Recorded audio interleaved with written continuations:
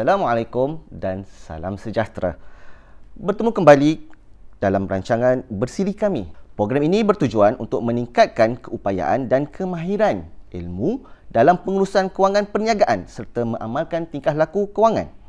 Konsep bijak niaga series kita pada hari ini sebenarnya berdasarkan buku terbitan kami, Grow Series, yang fokus kepada Ultimate Successful SME, usahawan PKS yang telah mencapai tahap tertinggi perniagaan atau yang telah berjaya. Dalam mencapai kejayaan yang tertinggi dari segi pertumbuhan perniagaan, keupayaan bersaing di peringkat tempatan ataupun global, kelestarian kewangan inovatif dan pasukan yang terlatih, berdaya saing dan menggunakan teknologi sebaiknya. Kami bawa khas untuk rancangan Bijak Niaga Series tahun 2025. Assalamualaikum, selamat datang Tuan Raub. Dan terima kasih kerana bersudi bersama dengan kami untuk kali ini. So kami mengharapkan Tuan Raub dapat memberi panduan dan inspirasi kepada peniaga-peniaga di luar sana. InsyaAllah. Untuk makluman penonton di luar sana, Tuan Raub merupakan pewaris syarikat minyak Afiat dan sudah berkhidmat dengan syarikat ini sejak 2002, betul? 2002. Dan mungkin boleh Tuan Raub ceritakan sedikit latar belakang Tuan Raub. Okey. Silakan. Bismillahirrahmanirrahim. Assalamualaikum warahmatullahi wabarakatuh. Pertama sekali saya nak ucapkan terima kasih kepada AKPK sebab sudi jemput saya mewakili syarikat minyak Afiat sebenarnya. Pertama sekali saya masuk dekat syarikat minyak Afiat ni pada tahun 2002. Okey, sebelum tu kalau nak ikutkan off record tu, saya ni bukan macam anak-anak normal yang lain lah. Bukannya cacat ke apa, tak ada. Cuma waktu cuti sekolah, saya diwajibkan kena pergi ke kilang. Okay. Sama ada buat kerja operator ke ataupun melihat suasana kilang. Macam bapak saya ni kata, kamu ambillah roh sikit dululah. Okey lah. Okey, pada tahun 97 saya tamat sekolah, saya terus sambung belajar dekat UTM.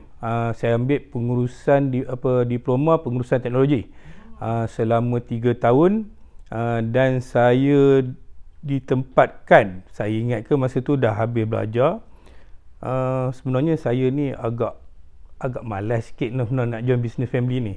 Okey, sebab saya ni kalau orang kenal saya daripada zaman sekolah ke universiti ni, saya ni agak rebel sikit lah. Saya ni suka melanggar arus lah. Okey, 2000 saya dah habis masa tu, saya dan bekerja. Sebelum saya masuk ke Afiat, saya bekerja dulu di Shah Alam. Saya ni kalah dengan mak saya lah. Kalau bapak saya telefon tu, saya boleh tai chi lagi lah kan. Maknanya saya boleh kelentong lah, tak boleh lah, malas lah nak ni apa semua. Tapi bila mak ni dengan satu arahan lah, hang balik. Mak saya ni orang Kedah.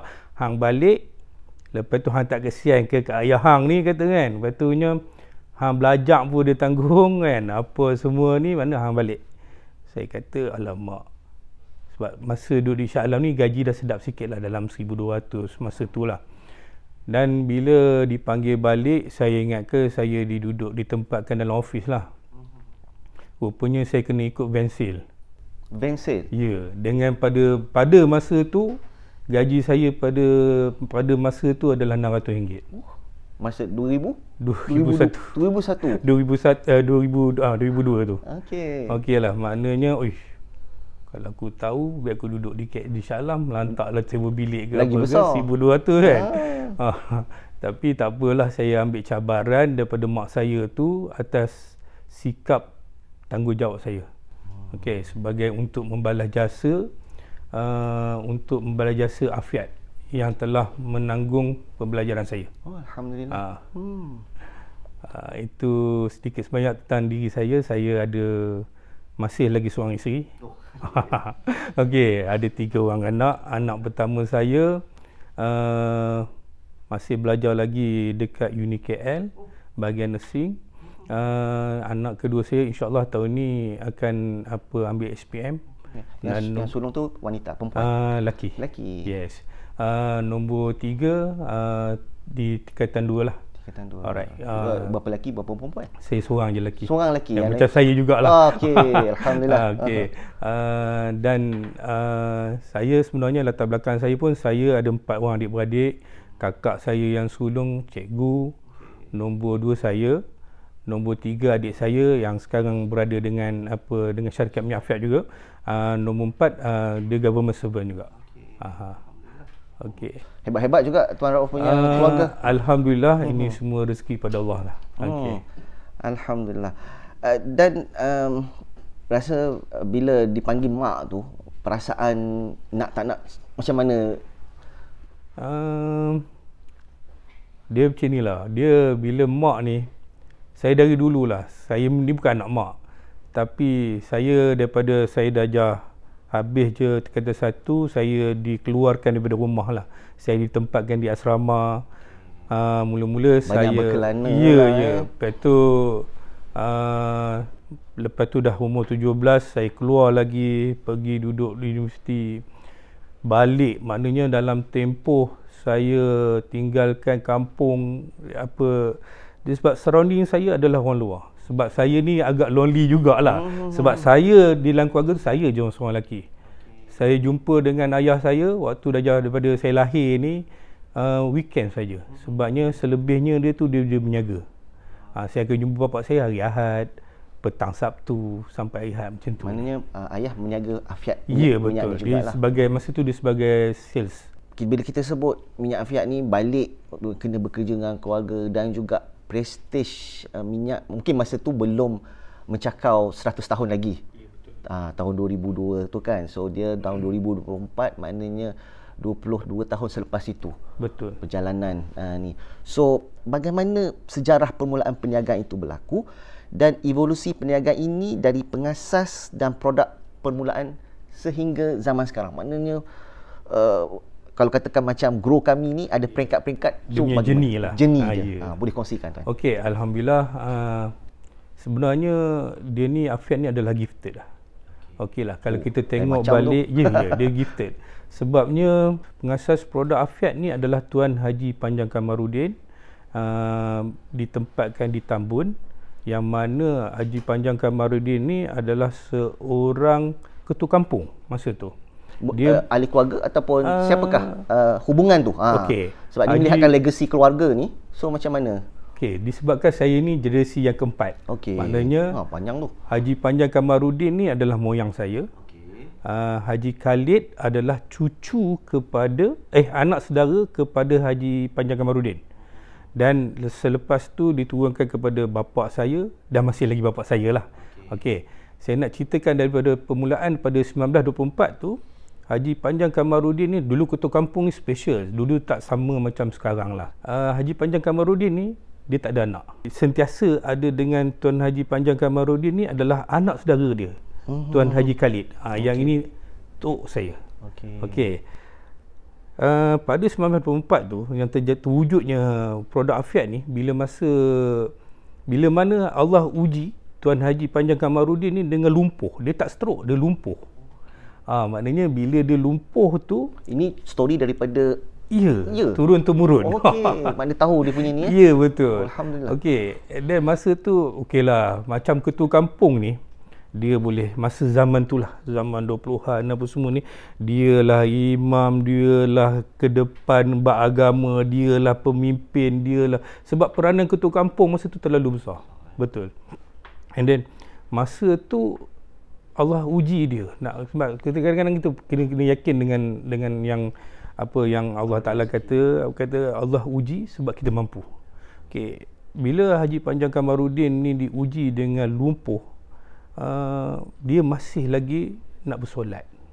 Dia masih lagi kuat semangat. Dia masih lagi yakin yang dia akan sembuh.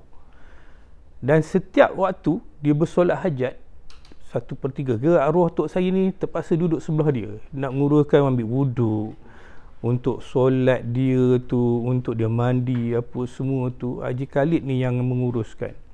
Dan Allah Ta'ala ilhamkan dia. Sebab saya kata afiat ni gifted. Sebabnya ilhamkan daripada mimpi dan dia terjaga, dia panggil, "Lek, tolong cari ni, daun ni, daun ni, daun ni, daun ni. kamu tumbuk-tumbuk bagi lumat, campurkan dengan minyak nyor. Minyak kelapa lah. Sebab saya paksa cakap sikit, baru-baru kita ada feel sikit nak cakap kan. Kalau kita cakap kawan bahasa KL kan, apa benda ni cakap KL kan. Boleh. Maknanya minyak kelapa tu tadi dicampurkan dengan daun-daun tadi dan masak sekali. Dengan minyak kelapa tu dengan daun tu masakkan sekali apa semua. Dan minyak tu digosokkan untuk satu badan. Dan dialah jadi tukang urut lah pada Tuan Haji Panjang Kamarudin ni. Dia sapu, dia lumurkan minyak tu apa semua. Dari bulan ke bulan ada improvement, ada pergerakan apa semua. Balance daripada minyak tu disedekahkan kepada orang kampung-kampung tepi tu.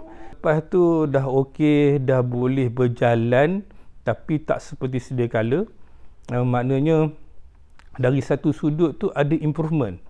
Dari segi pergerakan, still lagi amalkan pakai minyak afiat apa semua.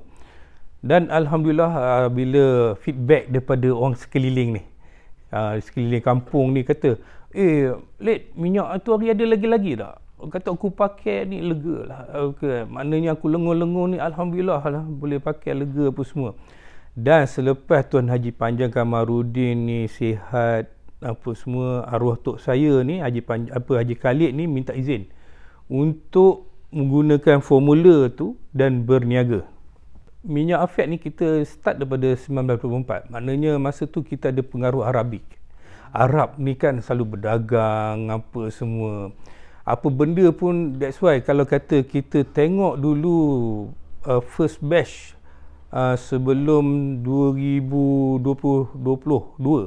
maknanya masa tu dekat kita punya label tu ada tulisan Jawi pun. Maknanya tulisan Jawi tu menceritakan sejarah afiat tu, macam mana nak gunakan dia, sejarah macam mana wujudnya afiat. Maknanya kita dekat label tu kita tulis dalam tulisan Jawi. That's why masa tu pengaruh Arab di tanah Melayu tu kuat. Saya tak boleh kata Malaysia sebab 24 masih lagi tanah Melayu. Kan? Maknanya kita cerita tentang fakta. Dan afiat tu sendiri pun kita ambil daripada nama sihat wal afiat. Maknanya alfiat tu pun dah menunjukkan benda tu sihat. Itu yang kita ambil wujud dengan afiat tu. Bab revolusi tu kita ambil cerita benda yang simple. Daripada jalan, naik bas, turun bas, berjalan kaki. Arwah tok saya mampu beli van Volkswagen Kombi. Sampai tahap tu. Dan dah start boleh jalan jauh lagi. Boleh dah pergi ke pantai timur, boleh pergi ke sampai Kelantan, Terengganu, Pahang. Dah start dah masuk kampung ke kampung, Felda ke Felda dah. Selepas tu daripada sebiji van kita dah ada dah mini wagon. Masa tu dah tambah, dah ada dah staff apa semua. Dan daripada rumah ke rumah, lepas tu kita buat bengkel di belakang rumah sebelum kita pindah ke kilang pada tahun 1986. Okey, 86 tu arwah Tuan Haji Khalid masih ada. Dia membeli sebidang tanah yang ada bangunan di dalamnya, rumah sanator masa tu, dan direnovate untuk menjadikan sebuah kilang. Dan masa tu ada revolusi dia daripada manual. Kita kalau kata tengok dulu masa saya kecil tu, dah macam ada gotong royong kat rumah arwah pah saya ni, rumah tok saya ni. Pekerja kita adalah jiran-jiran tetangga dulu. Macam rewang lah. Ya, maknanya dari situ lagi afiat ni dah berkongsi rezeki dah. Maknanya pada tahun 70-an, 60-an, sampailah tahun 80-an kita masih lagi berkongsi rezeki dengan masyarakat sekeliling kita. Ambil pekerja, isi minyak dalam botol apa semua. Lepas tu masa tu dia tak ada label plastik ni, tak ada. Kita ambil retas, label retas tu kadang-kadang ada yang photostat apa semua situ, kita just boleh ambil gam pun kita buat sendiri.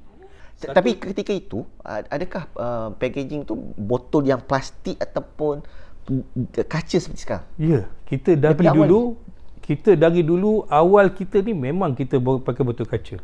Takkan ada botol plastik.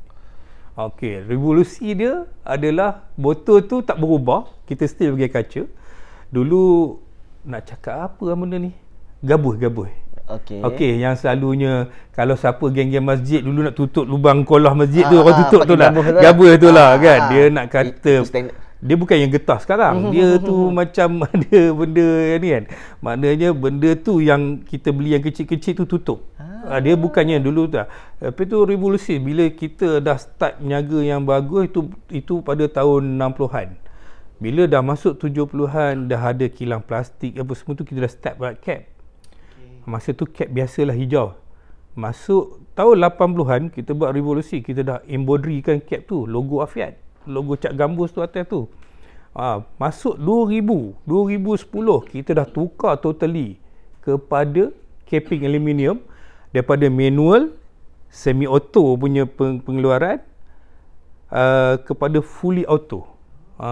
Cuma labeling lagi masa tu kita dah ubah daripada kita pakai plastik pada retas kepada plastik retas plastik, dan total kita ubah pada tahun 2000 kita dah pakai fully, makna 2002 ke atas kita dah pakai fully label shrink. Okey.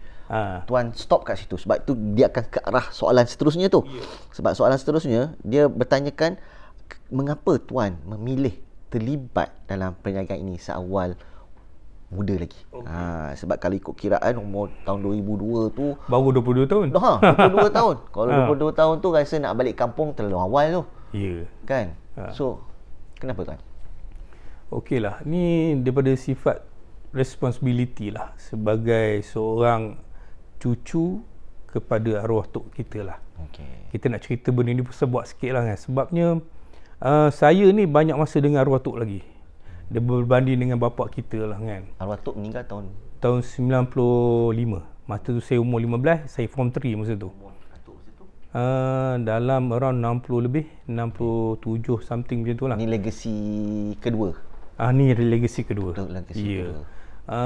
Masa pengasas tu dah meninggal lah. Pengasas dah meninggal. Meninggal tahun? Tu saya tak pasti sebab saya tak pernah jumpa dia pun. Okey. Kita ni kalau kita nak tengokkan Afiat ni, kita ikut apa yang government gazetkan. Contohnya kita dah buat pendaftaran syarikat Afiat ni, pendaftaran company ni, masa tu perusahaan Afiat ni since 1968 lagi, 62 lagi kita dah daftar dah company kita ni. Boleh datang, boleh tengok ke galeri kita. Kita ada proven bukti-bukti yang ada ni, apa CJ ni. Berbalik pada persoalan tadi, kenapa saya terlibat. Okay. Dengan umur 22 ni, jiwa kita ni panas. Apa benda pun kita mesti nak ikut kepala kita sendiri kan. Masa tu memang saya tak boleh nak kontrol nafsu saya untuk mengubah Afiat ni mengikut saya punya selera. Saya ni nak ikutkan selera saya ni besar. Maknanya saya nak, sebabnya aku rasa masa ni aku dah tempoh, dah sampai masa Afiat kena berubah. Masa tu apa yang saya buat, saya pergi masuk, saya main langgar tak, saya ni orang lain yang langgar, nak ikutkan outlaw pun boleh kata, tapi kita ada iman lagi lah. Maknanya first saya masuk 2002, saya pergi dekat tempat procurement lah. Masa tu walaupun procurement tak wujud lagi, itulah kerana procurement, itulah kerana stok, itulah kerana ini apa semua, itulah kerana keuangan. Saya pergi check balik list sebut harga, maknanya quotation, pricing daripada supplier kita. Apa yang saya buat, saya pergi cari supplier yang benda yang sama, sebab label, kertas tu, apa botol, apa semua. Bila kita nampak different yang berbeza jauh harga tu, kita ni pergi pandai-pandai lah, tanpa berbincang dengan orang tua saya masa tu, bapa saudara buat saya. Sendiri, betul-betul ikut kepala sendiri. Macam terror sangat lah tu kan. Maknanya darah muda masa tu. Saya pergi, saya jumpa dia punya supplier tu yang telah berusaha niaga dengan Afiat tu dah lebih 10 tahun lah. Saya cakap, bos, ini kita punya quotation yang kita dapat daripada lain punya company. Ini you punya quotation, Kita buat comparison, kita tanya, kenapa you punya harga lagi mahal? You boleh follow tak this price? Oh, tak boleh lah.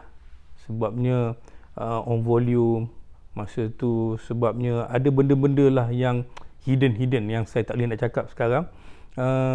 Benda-benda tu dia tak boleh follow this price. Saya cakap, tak apalah kalau you tak follow this price, saya tak boleh nak teruskan berusniaga dengan you. Bila saya cakap macam tu dengan supplier yang telah berurusan niaga dengan Afiat ni selama 10 tahun lebih, dengan nada yang kita rasa macam, kau ni pandai-pandai nak tukar supplier ni pasal apa kan? Saya cakap, beza terlalu banyak. Cuba kita imagine, dia bagi dekat kita masa tu 20 sen, yang supply baru ni boleh bagi kita 2 sen. Banyak kot. Oh, 18 tu. Ya, sebab kita masa tu pengeluaran kita pun dalam sebulan pun dalam 30,000 botol Kita punya tim top level ni memang tak sukalah apa yang saya buat. Sampaikan dia kata, kau kena kontrol anak kau ni. Maaf cakap lah kan. Ni saya cakap pasal diri saya. Sebab saya bisnes ni adalah bumi putera Melayu. Sebab orang Melayu kita ni ada sentimental value kat situ.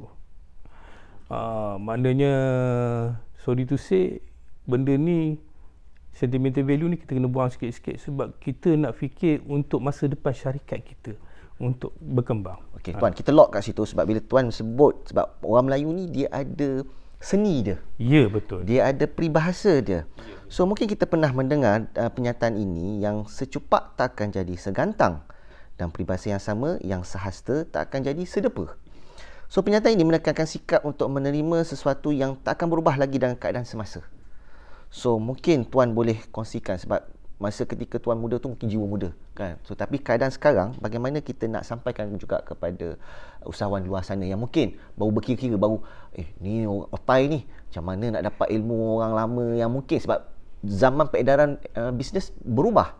Ya, dan di sinilah untuk kita melihat daripada pengalaman Tuan untuk mengatasi peribahasa ini, khususnya kepada usahawan yang baru berjinak dan mula berniaga. Berniaga dari rumah, modal kecil, ataupun nak berniaga tapi tak pandai nak, tak ada pekerja lah. Sebab bila sebut pasal seni Melayu tu, jangan malu bermula di belakang rumah lah. Sebabnya Afiat sendiri pun bermula di belakang rumah. Dan Afiat sendiri untuk membuat sebuah kilang tu, bayangkanlah daripada 1924 dia dah start berniaga 60, 70, 80. Tahun 86 baru dia mampu untuk membeli sebuah bangunan yang proper untuk dijadikan kilang. Maknanya, apa yang saya nak cakap kat sini, untuk mencapai sesuatu benda tu, jangan kita terlalu buat short planning. Maknanya dalam 5 tahun lagi ni aku nak ada benda ni. Yang besar lah. Maknanya, apa yang saya nak sampaikan adalah kita berbetulkan diri kita dulu. Pertama sekali tentang knowledge kita tentang bisnes. Ilmu bisnes. Yes, kita kena ada ilmu tentang keuangan, ilmu tentang management, dan dalam masa yang sama ilmu skill marketing tu. Kalau kita tak ada 3 ilmu ni tadi, kita ibarat perang ni tak ada senjata. Kosong. Kita kata, nak jadi apa ni? Ini bukannya... Itu brutal sangat. Ya, itu brutal sangat.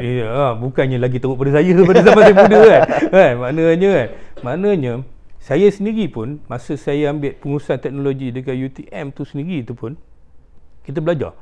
Kita belajar bylaw. Masa tu saya paling menyampah belajar bylaw tu kan. Maknanya, aku bukan nak jadi lawyer ni, aku nak manage ni, aku kenapa nak belajar lawyer ni? Nombor 2, saya belajar account sampai SEM 3.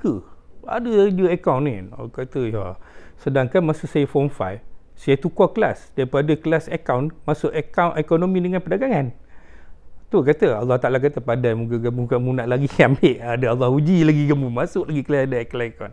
Masa tu kita ada kelas seni untuk marketing. Dalam tu, pengurusan teknologi tu. Lepas tu management. Tu sebab bila kita ada ilmu-ilmu tu, baru kita rasa bersemangat sikit untuk kita nak buat tu supaya kita tahu matlamat kita nak berniaga ni.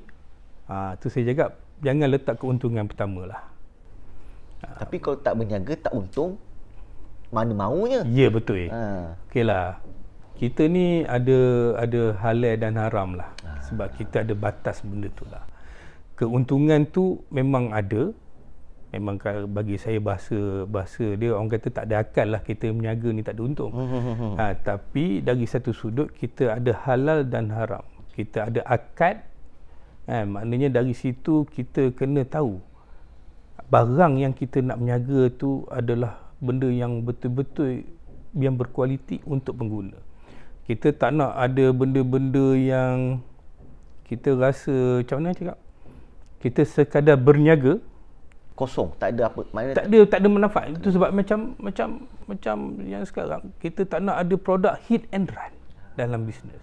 Tak ada lalu macam tu, lalu macam air. Ya, dia promo apa semua ni betul hit run. Betul dalam masa yang sama mana lagi produk ni mana hala produk ni. Sebab bisnes ni perlukan sustainability. Yes. Berada dalam masyarakat ataupun berada tu macam mana, sebab lebih-lebih lagi kan. Tak apa, tu banyak lagi pengisian dekat situ. Mungkin kita akan bawa kepada segmen seterusnya.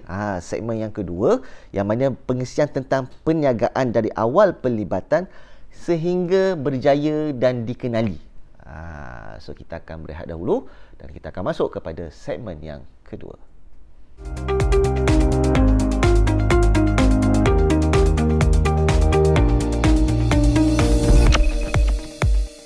Kita kembali para penonton Bijak Niaga Series 2025. So sekiranya anda ingin mengikuti lagi info-info yang daripada pihak kami selain daripada Bijak Niaga, ke laman sesawang kami AKPK Social Media @AKPK Official. Di sana banyak info-info yang boleh anda layari, dapatkan tips-tips, perkongsian maklumat-maklumat yang terkini daripada kami yang sebenar-benarnya. Okey, seterusnya kita sambung untuk segmen yang kedua. Segmen ini berkaitan tentang pengisian tentang perniagaan dari awal pelibatan sehingga berjaya dan dikenali. Bersama tetamu kita lagi lah, pewaris syarikat Afiat Minyak. Tu yang saya rasa sakit-sakit urat dah ni kan, kebun perut dah ni, masuk angin lah. So kita nak tahu bisnes ni, mungkin orang melihat Tuan Abdul Rauf sebagai pewaris dan merupakan ketua ataupun pengurus besar. So apa yang Tuan ada sekarang mungkin mereka tidak tahu, sebab setiap perjalanan perniagaan kita itu dia tidak lari selain pada ilmu, pengorbanan. So apa yang pengorbanan yang Tuan telah lalui daripada masa lalu, mungkin hasilnya orang nampak sekarang ni kejayaan, hasil yang senang, tetapi liku-liku perjalanan tersebut yang mungkin boleh Tuan kongsikan berdasarkan pengorbanan yang ada. Dan apakah sebab kita sebenarnya dalam perniagaan ini, dia tidak lari daripada pertumbuhan minda ataupun growth mindset. So di sinilah bagaimana melihat produk tempatan Afiat ini untuk grow big. Mungkin Tuan Rauf boleh kongsikan sedikit. Okey, cuma macam saya cakap tadi, untuk pengorbanan tu bagi saya tak sesuai untuk saya lah. Sebabnya yang mengorbankan diri itu adalah generasi yang kedua dan ketiga. Sebabnya saya ni generasi yang bertanggungjawab untuk membina lagi Afiat. Itu saya nak perjelaskan. Maknanya yang mengorbankan diri diorang ni adalah arwah tok saya. Lepas tu family bapa saya, abang dia dengan dia sekali lah. Dan diorang ni memang bertungkul lumus lah untuk menjayakan, memenuhkan produk-produk Afiat ni di pasaran. Untuk saya pula adalah generasi yang bertanggungjawab macam mana nak sustainkan lagi produk Afiat ni. Okeylah, seperti yang sedia maklum, kita kena beruntung tau duduk di Malaysia ni.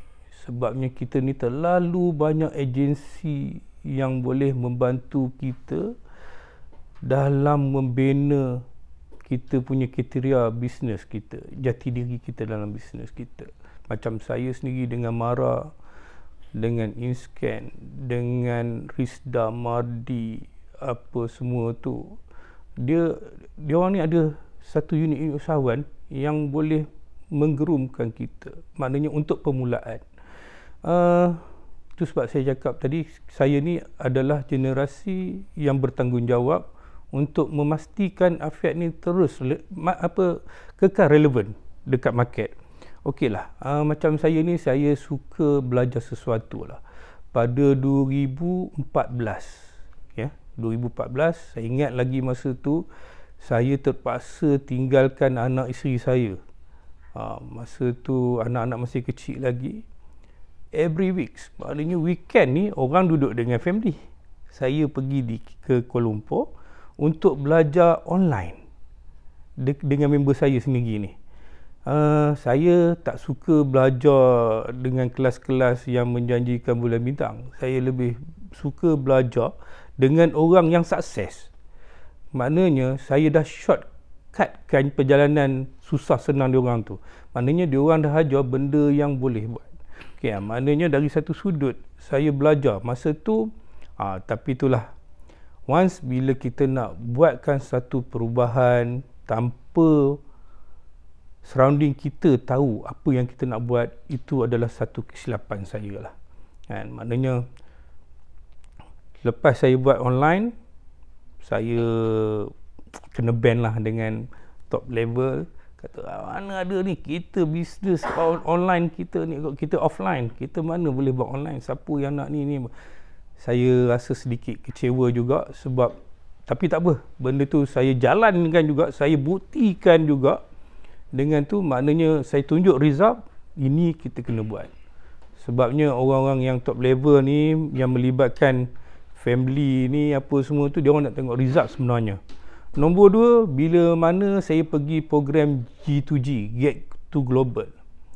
Ini program yang 6 bulan saya terpaksa tinggal family berminggu-minggu. Every week ada program selama 6 bulan.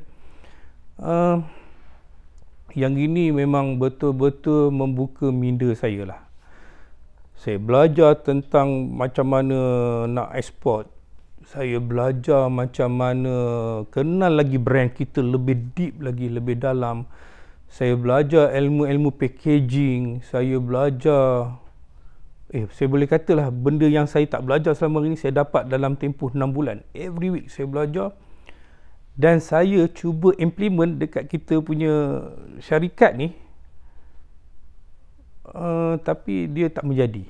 Okeylah, saya nak ceritakan sikit. Pertama sekali, kenapa benda ni tak jadi? Sebabnya kita tak membijakkan staff kita yang lain. Kita dah gear 5 ni. Tapi staff kita ni masih tercari-cari. Apa bos aku nak buat? Maklumat ni tak dapat lah. Apa semua tak lengkap lah, tak tepat lah. Aku buat macam ni tak kena, aku buat macam ni tak kena kan. Maknanya, saya kena ghost time balik. Saya ajar dia orang kena buat macam ni, buat progress, buatkan susun balik, apa semua balik.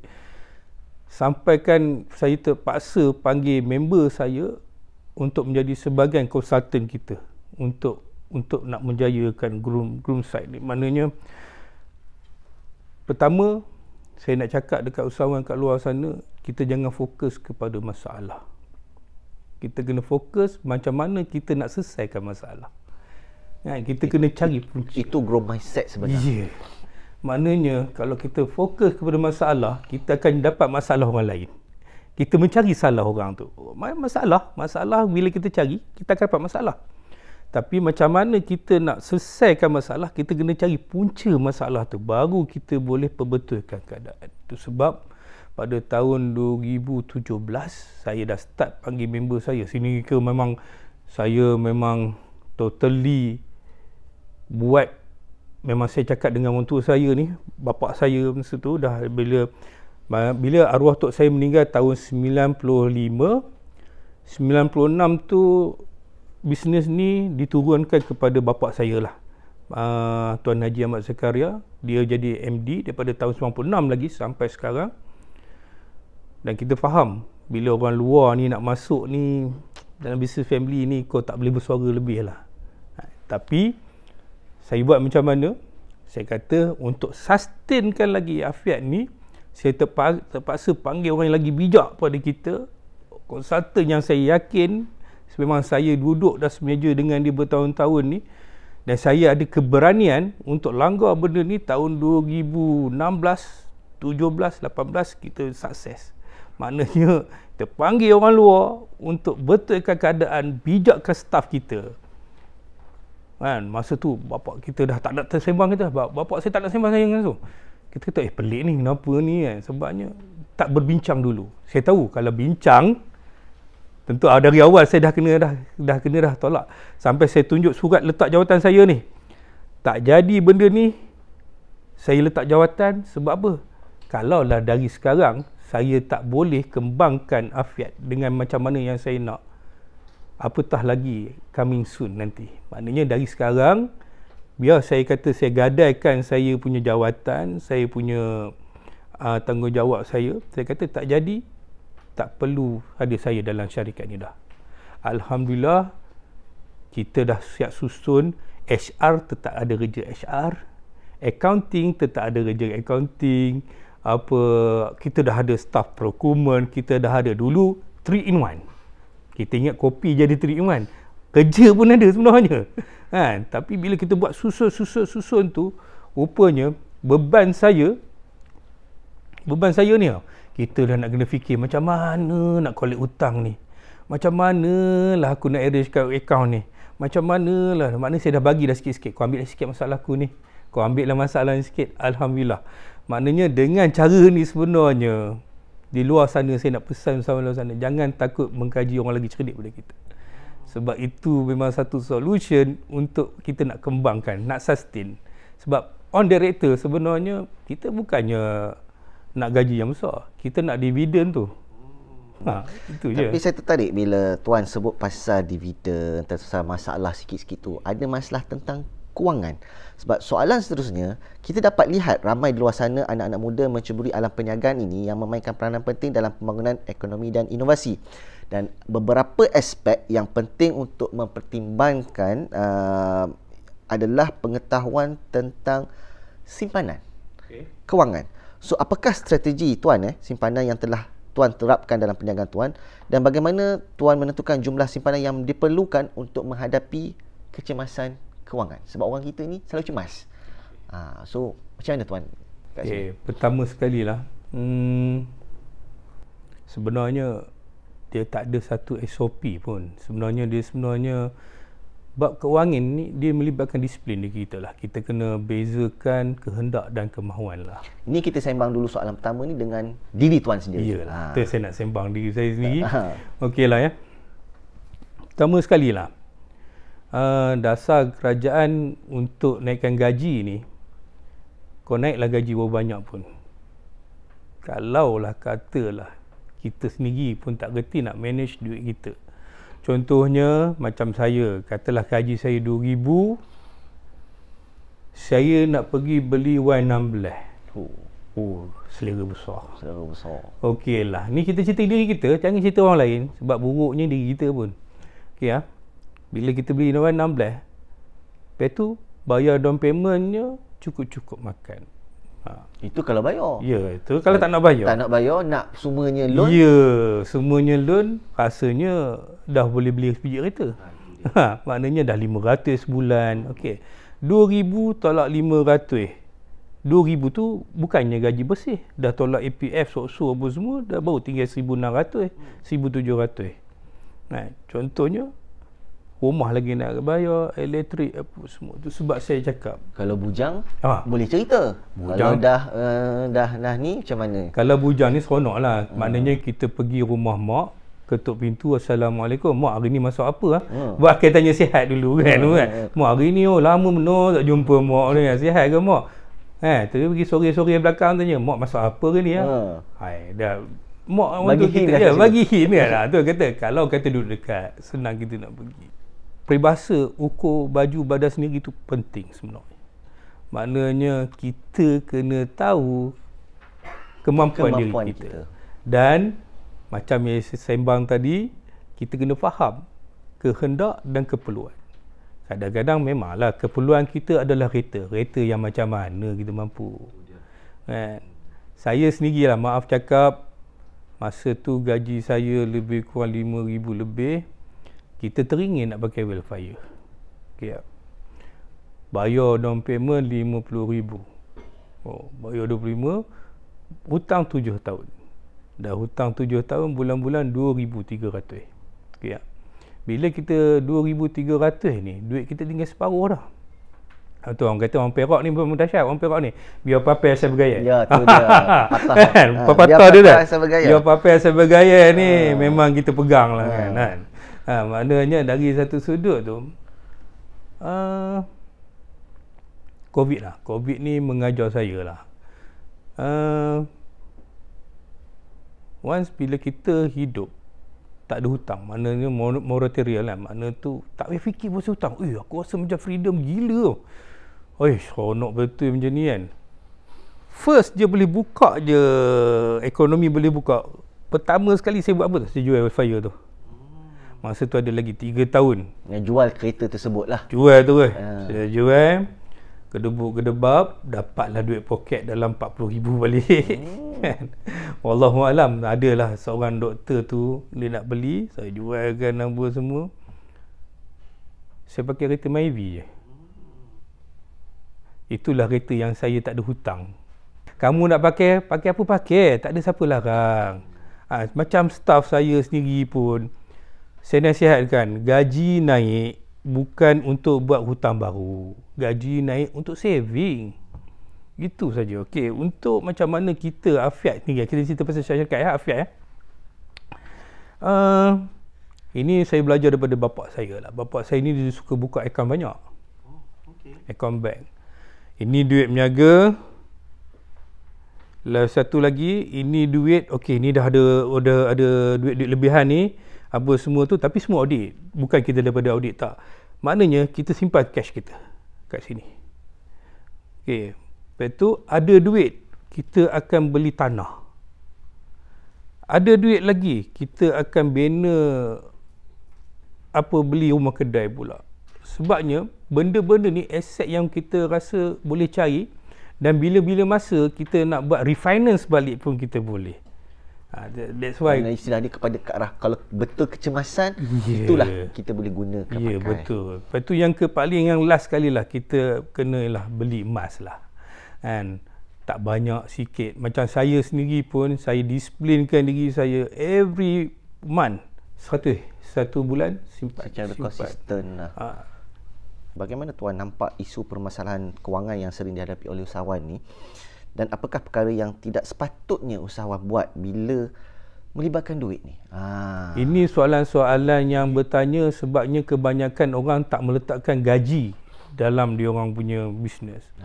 Tak ambil gaji. Ya, dia orang kata rasa duit dia tu duit dia je. Ya, duit syarikat duit dia. Kan? Dan duit dia adalah duit dia. Maknanya duit syarikat adalah duit syarikat. Maknanya kau kena letak portion kamu bekerja tu sehari RM50. Kamu kena letaklah sehari RM50. Disiplin kat yes. Situ. Maknanya kali dengan 26 hari ataupun nak kerja sampai sebulan, maknanya 1,500. Ataupun kau nak letakkan 2,000 gaji kau, kena letaklah 2,000 gaji. Itu masalah yang saya nampak usahawan-usahawan sekarang. Tu sebab saya cakap tadi kena ada ilmu lah. Kena ada ilmu. Ya. Cuma kalau berceritakan pasal tak ambil gaji ni, dia akan ke arah pada risiko. Dan kalau tuan sendiri menguruskan syarikat, risiko kewangan utama yang dihadapi syarikat, apa strategi yang tuan amalkan dan uruskannya? Mungkin boleh bagi 3 tips lah kepada penonton di luar sana. Kalau kita tengok lah dari segi realiti, setiap syarikat ni dia kena ada buat bajet lah. Okay, bajet ni meliputi apa aspek-aspek yang dia nak keluarkan duit tu. Terutama sekali macam mana kita nak kena buat bajet, kita kena tengok kita punya punya accounting. Okay lah, maknanya memang betul untuk buat bajet tahun ini adalah tahun depan yang punya kewangan.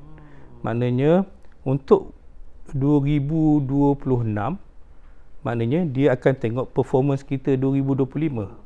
Maknanya 2025 ni bulan 10 tu kita dah kena start dah buat bajet. Maknanya kita dah tengok dah. Bulan 10 tu bukan kerajaan je yang umum bajet. Bukan. Company pun sama. Ya, sama. Tak, sebenarnya benda tu, benda yang yang memang praktis normal praktis lah. Maknanya lagi 2 bulan tu kita dah boleh bajet dah anggaran kita punya bisnes tu berapa kita dah growth. Maknanya berapa dah akan dapat kita kan. Maknanya dari satu sudut, kalau kita tengok balik, kalau kita tengok dekat sini apa yang dia ni, bajet ni bertujuan untuk bagaimana syarikat tu akan bergerak. Maknanya menentukan next year berapa target jualan kita dengan yang secara relevan lah. Kita tengok katalah tahun ni jualan kita 5 juta. Takkanlah kita nak letak target sampai 7 juta, tak logik. Kita tengok prestasi ekonomi semasa dan macam mana kita punya kempen marketing last year. Maknanya dari situ kita baru boleh buat. Maknanya kita boleh tahu dah, achieve tahun depan kita nak dalam 6 juta ataupun 6 juta something lah. Maknanya kita kena letak satu benda yang reality lah. Kita tak boleh yang boleh dicapai. Kita tak boleh lah, aku gaji banyak ni aku nak pakai, tu tak logik lah. Mungkin boleh katakan tip pertama, allocationkan bajet dan letak target. Ya. Kan sebagai tips yang betul. pertama. Betul. Nombor 2, bila kita dah tahu dah kan, macam kita punya marketing dah padu, sale kita pun berjalan, kita tengok pula keperluan, sama ada kita nak tambah tak budak sale kita lagi, nak cater balik market-market yang ada, ataupun kita nak up to date kan lagi, upgrade kan mesin kita lagi untuk memudahkan kita. Maknanya kita tengok, kalau kata buat overtime dengan aku beli mesin ini, kalau ataupun ambil temporary punya staff, baik kita, kalau saya sendirilah, dengan kilang kita ada GMP apa semua tu, untuk ambil temporary punya staff dia agak susah, sebab kita nak tahu dia punya floor dia. GMP tu apa tuan? Saya sebenarnya terlupa tau, kita dah back advance sangat kan.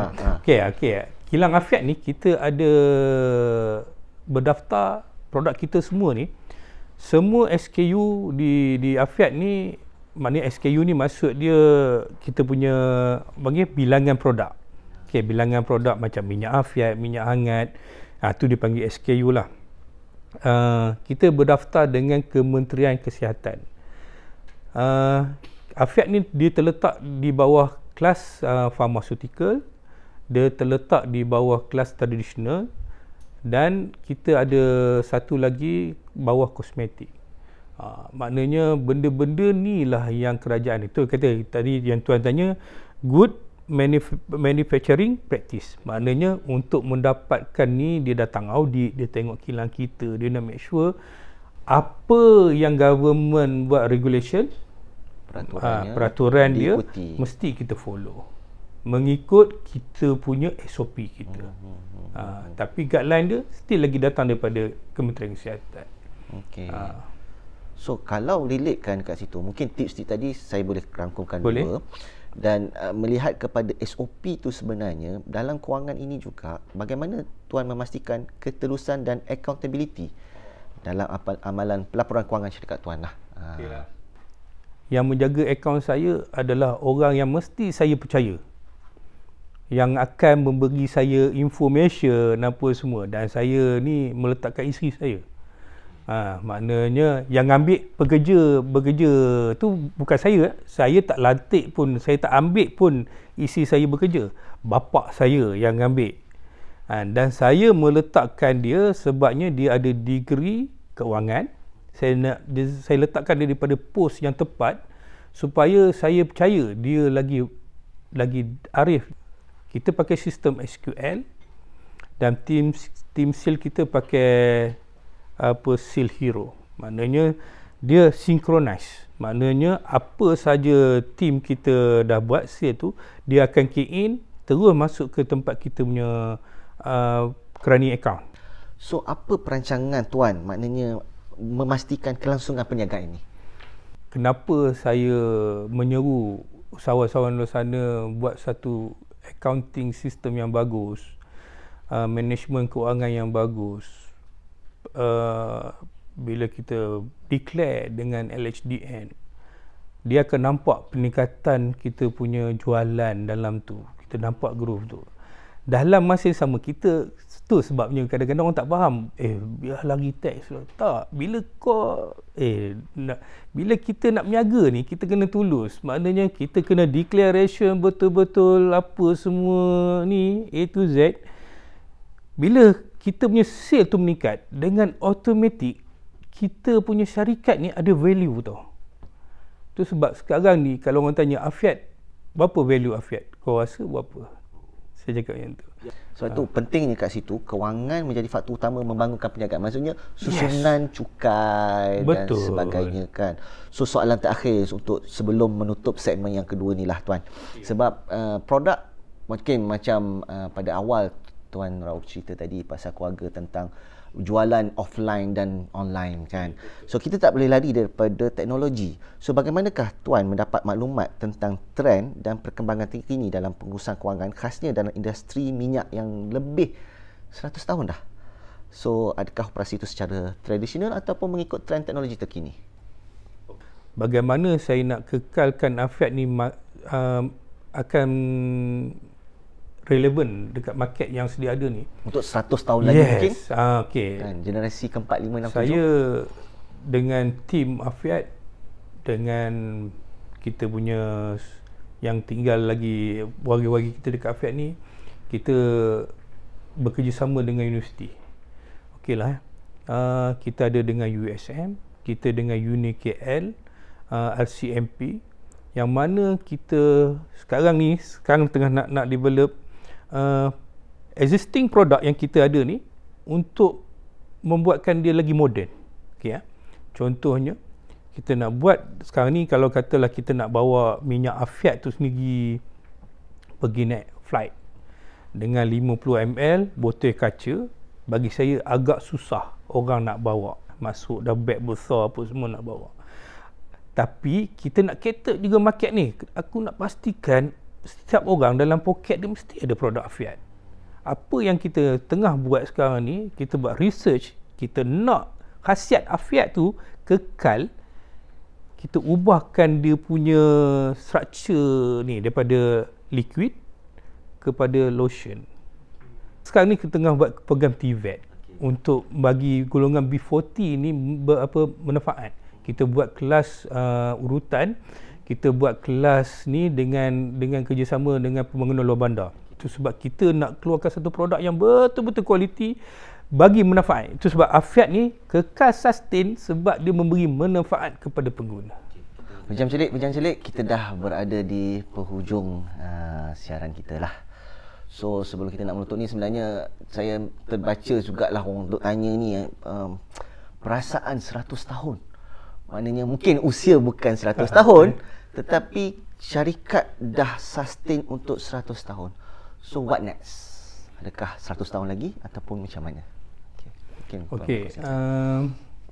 Sebenarnya saya pun macam yang saya selalu jumpa orang pun, dah 1 tahun apa semua ni kan.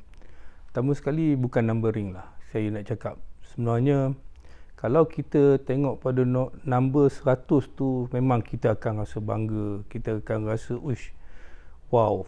Tapi kalau katalah kita masih di bisnes yang takut yang lama, bagi saya itu memang tak ada apa-apa manfaat lah. Sebab kita melihat kepada brand, kadang-kadang ada brand yang produk yang kita mungkin tak mention lah, tetapi nak terus relevan dalam industri.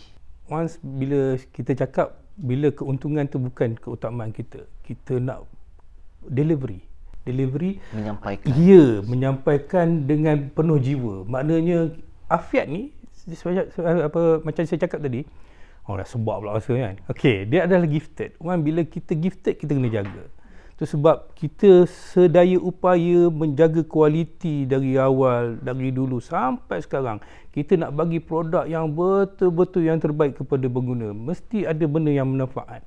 Dan melihat kepada produk ni sebenarnya, penggunaannya kepada semua masyarakat dan umur. Ya. Daripada baby sehingga orang dah tua. Betul. Last but not least, 3 tips terakhir, nasihat kepada di luar sana lah. Nak katakan saya ni hebat tak? Saudara-saudara yang di luar sana tu lagi hebat. Sebabnya saya ni mewarisi saja. saya nak mensustainkan lagi Afiat macam mana yang terdahulu nak kekal, macam tu lah sekarang saya nak kekal. Pertama, kalau ni jangan terlalu gelojoh lah untuk berjaya lah. Kena ada ilmu. Bisnes ni dia tak perlu ada bakat, kena rajin. Ilmu penting, ilmu keuangan, management. Lillahi ta'ala, sampai sekarang saya masih berguru dengan orang. Okey, nombor 3. Last tip. Last tip. Duduklah dengan circle yang positif lah.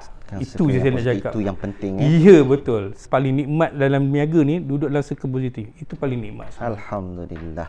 Seperti mana yang Tuan Rauf kata tadi, walaupun dah taras bukit tu, yang pasti kejayaan tu tidak akan datang bergolek. Jalan terus maju dan teruskan adanya growth mindset. Positif circle yang betul. Berusaha, berinovatif serta tidak mudah putus asa. Alhamdulillah, banyak tips-tips yang kita dapat daripada Cik Ahmad Rauf bin Ahmad Zakaria selaku pewaris merangkap pengurus besar syarikat Afiat. Jadi itulah, nampaknya saya dah hint kepada producer ni nak kena ada lagi next punya ni. InsyaAllah. Namun saya percaya kita mungkin tidak mampu untuk ikut semuanya. Namun betul. yang pastinya kita jangan semuanya tak ikut. Maknanya apa yang baik kita ambil. Yang boleh pelan-pelan kayuh lah, kan? So, sampai di sini saja. Jangan lupa saksikan lagi sesi Sembang Santai #Meniaga Apa Tu yang seterusnya. Sila like, follow dan share banyak-banyak supaya naik up trending kita punya sesi kali ini. Sehingga berjumpa lagi. Yang baik itu datang daripada Allah, yang kurang itu datang daripada saya. Yang bukannya biasa-biasa, tapi kita ada semangat yang luar biasa, AKPK luar biasa. Wallahualam. Sehingga berjumpa lagi. Bye-bye.